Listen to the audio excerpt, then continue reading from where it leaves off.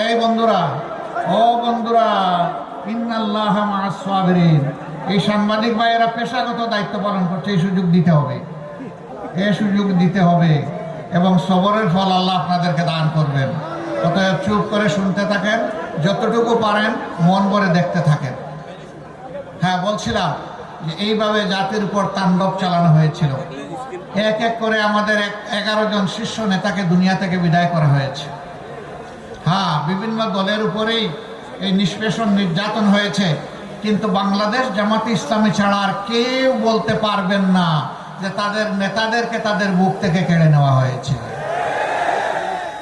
আমাদের সবগুলো অফিস পুরাটা সময় জুড়ে 15.5 বছর আমাদেরকে খুলতে দেওয়া হয়নি, বসতে দেওয়া হয়নি, দলীয় কার্যক্রম চালাতে দেওয়া হয়নি, আমাদের অফিসগুলোকে সিল করে রাখা হয়েছিল। এটাও আর কোনো দল বলতে পারবে না।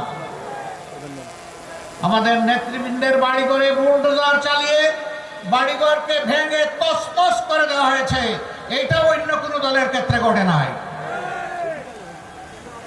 সম্মানিত ভাইয়েরা, একমাত্র দল যেই দলের বিরুদ্ধে কায়দা কানুন করে অন্যায় ভাবে জবরদস্তি করে আমাদের দলের নিবন্ধন কেড়ে নিয়েছিল, আর কোন দলের নিবন্ধন কেড়ে নেয় নাই। ছাত্র জনতার অভ্যুত্থানের মুখে, বিপ্লবের মুখে সরকার দিশাহারা হয়ে 1 আগস্ট 2024 সাল আমাদের দলকে নিষিদ্ধ ঘোষণা করেছিল। অন্য কারো দলকে নিষিদ্ধ ঘোষণা করা হয় নাই। তাহলে আপনারাই বলুন, বাংলাদেশের সবচেয়ে বড় মজলুম দল কোনটা? আবার বলেন কোনটা? জামাতে ইসলামী। সম্মানিত ভাইয়েরা, শুধু কয়েকজন নেতার জীবন যায় নাই, আমাদের অসংখ্য কর্মীকে খুন করা হয়েছে, ক্রসফায়ারের নামে দুনিয়া থেকে বিদায় করা হয়েছে, ধরে নিয়ে গুম করা হয়েছে, আমাদের ঘরদুয়ার লুণ্ঠন করা হয়েছে, চাকরি থেকে বিতাড়িত করা হয়েছে, আমাদের জমি থেকে আমাদেরকে তুলে দেওয়া হয়েছে, এমনকি কাউকে কাউকে দেশেও থাকতে দেওয়া হয়নি। আমাদের মনে অনেক দুঃখ ছিল, কিন্তু মহান রব্বুল আলামিন আমাদের কলিজার টুকরা সন্তান ছাত্র যুবকদের তুমুল আন্দোলনের মধ্য দিয়ে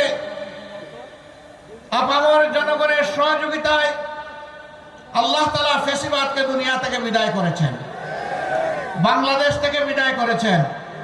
অ্যাডভোকেট রুহুল আমিন বলেছেন, কবরস্থান, মসজিদ, পেগোডা, মন্দির, রাস্তাঘাট, পুল কালভার্ট সবগুলাতে পার্সেন্টেজ